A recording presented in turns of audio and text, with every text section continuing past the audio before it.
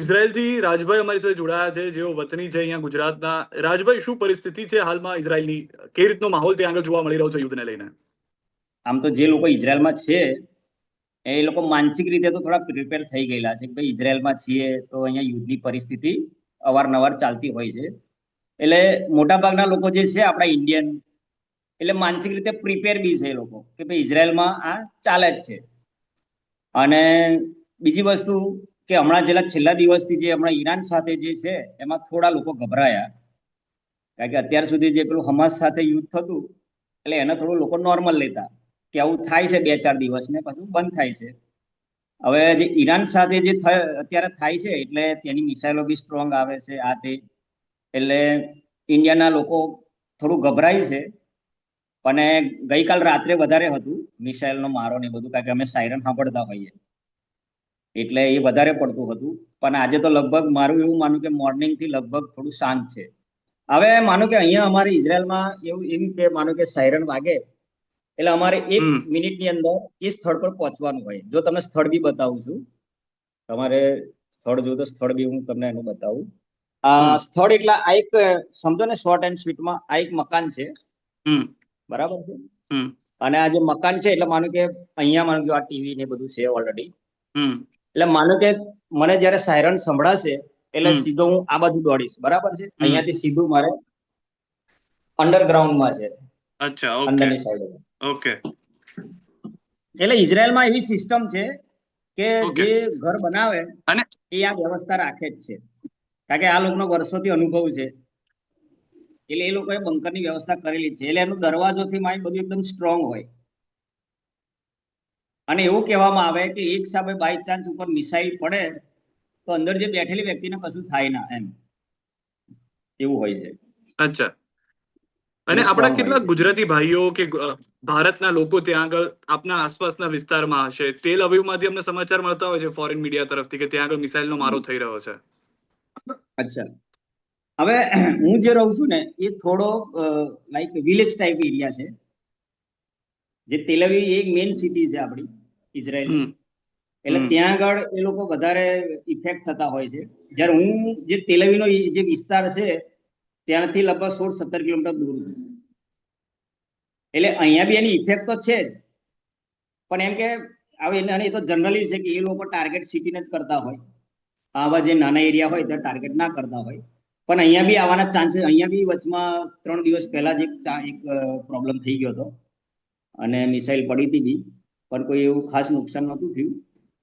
એટલે ડર તો બધાને લાગે, કારણ કે જેવું સાયરન વાગે એટલે હવે સાયરન તો હવે નક્કી નહીં એનું કે કઈ બાજુ જશે.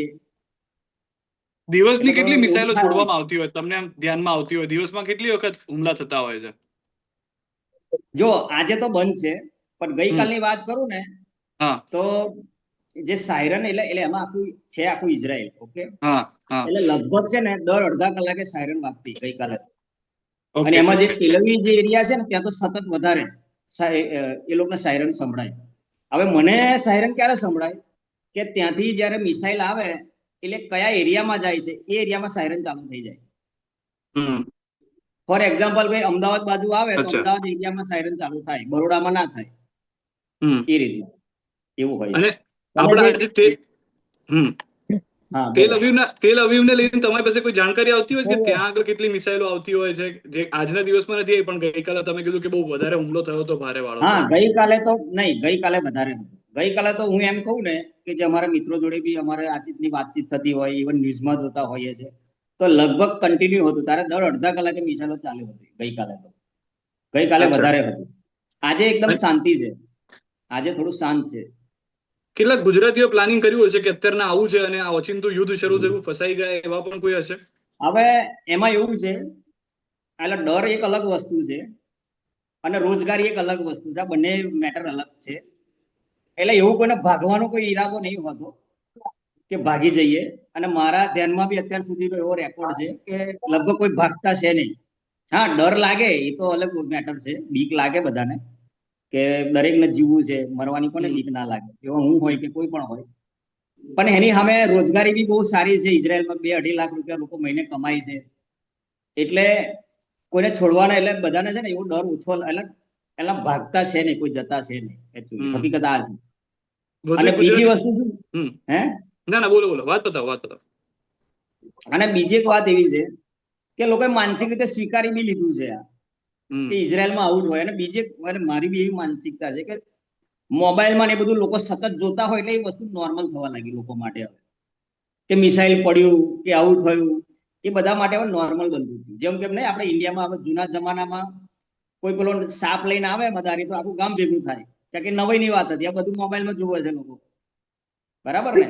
હવે એવું મિસાઇલ જ જોવે છે બધું મોબાઈલમાં છે, સોશિયલ મીડિયામાં, એટલે લાઈવ કોઈ જોતા હોય કોઈ મિસાઇલ પડી રહ્યું છે એટલે એ બધું લોકોના મગજ ઉપર એ વસ્તુ નોર્મલ થવા લાગી.